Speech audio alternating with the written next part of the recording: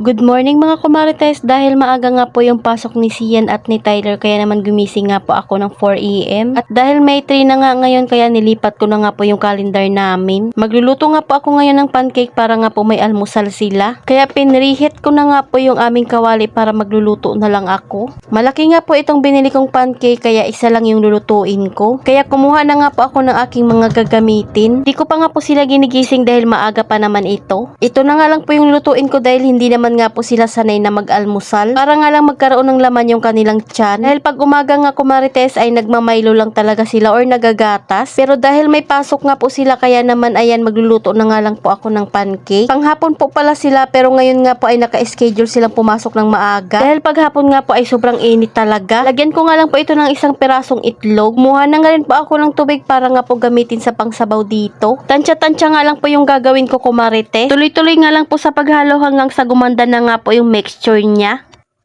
Lalagyan ko nga po pala ito ng isang kutsarang mantika. Dahil lulutuin ko naman nga po ito sa non-stick pan kaya hindi ko na nga kailangan ng maraming mantika.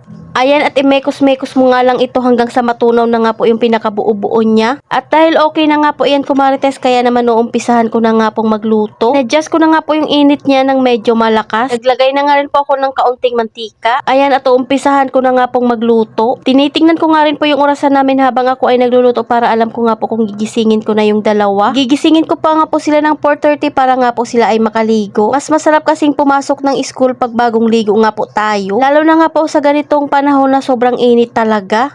Sobrang bilis lang din naman talaga nito maluto kumarites at madali lang din. Nakaluto din naman agad ako ng ilang peraso. Sabi ko nga kay Tyler ay bumaba na siya para makaligo na nga po. Pero gabi pa nga lang ay hinanda ko na nga po yung kanilang mga susuotin ngayon. Dahil Friday naman kaya mag-PPE uniform nga po sila. Kahit puyat talaga tayong mga nanay pag may pasok nga po yung mga anak natin ay wala nga tayong choice kundi gumising ng maaga. Late na nga rin po ako nakatulog kagabi dahil pagkaakyat ko nga po ay nagtanggal na nga rin po ako ng mga hanger at nagtupi na muna. Dahil gusto ko nga po pag Sabado at Sunday ay wala nga po ako masyadong ginagawa. Ayan at kabababa pa nga lang ng bunso ko, sabi ko sa kanya ay diretso na siyang maligo. Ito naman nga po ay tapos na nga rin po akong magluto kaya nag-init na muna ako ng tubig. Para pagising nga po ni Jowa ay meron na nga pong mainit na tubig. Kaunti na lang kasi yung laman ng termo namin. Muha na nga rin po ako ng baso nila para timplahan ko na nga po sila ng gatas. Kalahating mainit nga lang na tubig yung gagamitin ko sa pagtimpla sa gatas nila. At sasalinan ko na nga po ng malamig para mas mabilis nga po nila itong mainom. Hindi nga rin po sila talaga sanay na uminom nga po ng gatas na mainit. Nakalimutan ko nga na meron pa palang nakasalang na pancake doon sa kawali. Pero naka-off naman na yung kalan.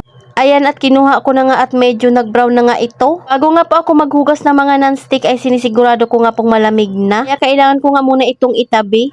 Hahalo-haluin ko nga lang po itong gatas nila at sasalinan ko na nga po ito ng malamig na tubig para diretso-diretso na nga po yung kanilang pag-inom. Malapit na nga rin pong kumulo yung aking iniinit. Pagkakulong ako marites ay isasalin ko na nga po ito sa termo. Mamaya nga po ay gigising na lang si Jowa at magtitimpla na lang ng kape niya. Magtitimpla nga po muna ako lang sa labat at ito na nga po muna yung gagawin kong kape. Magkakape na nga lang po ulit ako mamaya. Habang ako ay nagtitimpla nga ng salabat ko marites ay tapos na nga rin po si Tyler maligo. Kaya naman sabi ko nga kay Sian ay siya na nga yung next na maligo. Pinadala ko na nga yung bag sa pagbaba para hindi na nga po niya kukuhain mamaya. Ako na nga rin po ang nagsuklay sa kanya at sabi ko sa kanya mag-umpisa na nga po siyang mag-almusal. Para habang naliligo nga po yung kuya niya. Kumuha nga po pala ako ng malamig na tubig sa ref para nga po ipabaon sa kanila. Hindi ko rin talaga mahanap yung iba nilang baonan ng tubig. Yung baon niya pala kagabi ay nasabag na kaya sabi niya na tubig na nga lang po ang ilagay ko. Bigyan ko nga lang po siya ng 5 piso para nga po meron siyang pambili ng palamig. Kitang-kita nyo naman sa kanya kumarites na hindi nga po talaga sila sanay na mag-almusal. Kaya sabi ko nga kumain siya ng kahit kaunti para nga po hindi siya magutom sa school. Tagal niya rin talaga maubos yung kanyang pancake. Mabagal talaga ito kumain kaya naman lagi rin napapagalitan namin. Nakatapos din naman kaagad maligo yung kuya niya kaya bumaba din kaagad pagkatapos magbihis. Tinanong ko nga siya kung bakit hindi niya nga po suot yung kanyang uniform. Hinayaan ko na lang dahil kulay white din naman nga po yung suot niyang damit. Pero yung damit nga po na suot niya ay damit ko yan dati. Habang kumakain nga po yung kuya namin ang sabi ko sa kanya ay uminom na nga rin siya ng gamot niya. Napansin ko nga pong mahaba na yung buhok nila kaya magpapagupit nga po sila sa Sabado. Pagkasahod nga po ng papa nila. Dahil malapit na nga po silang matapos mag-almusal kaya ayan binuksan ko na nga rin po yung pintuan.